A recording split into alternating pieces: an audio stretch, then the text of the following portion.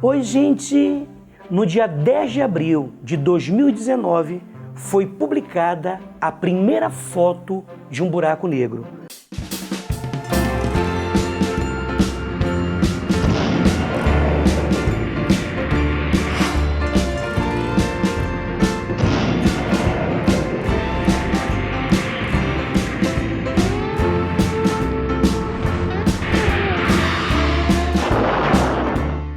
Mas a pergunta que não quer se calar: Nonato, o que é um buraco negro? Veja, toda estrela, assim como nós, ela nasce, ela envelhece e ela morre. Toda estrela é como se fosse uma grande fornalha. Dentro de uma estrela existe o processo de fusão nuclear, que é a transformação de hidrogênio em hélio.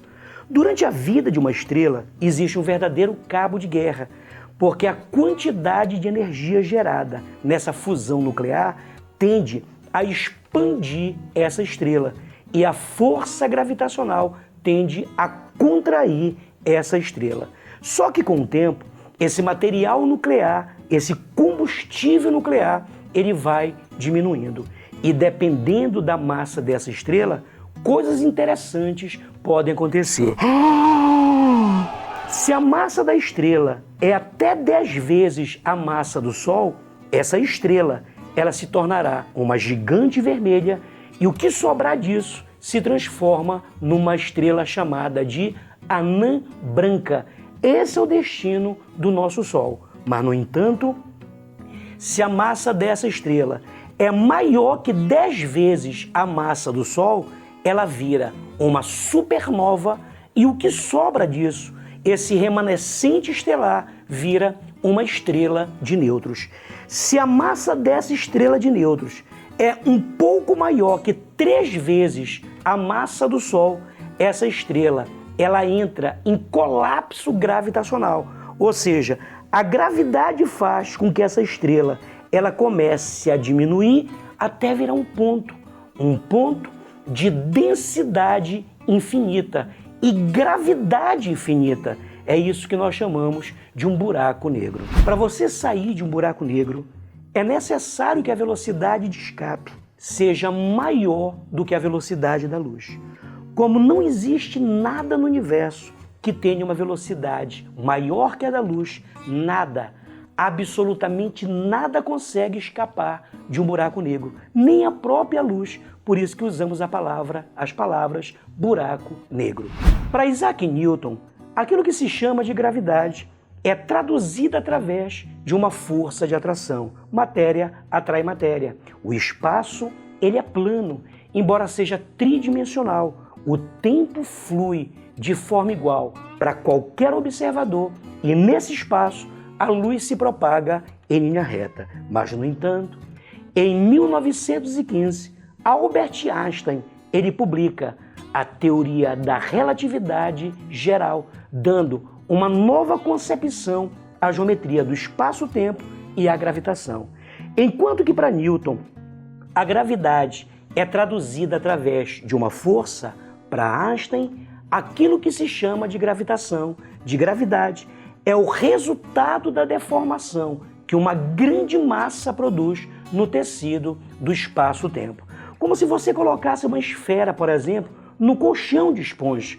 Claro que quanto maior é a massa, maior será a deformação. E a luz, ela é obrigada a percorrer essas deformações.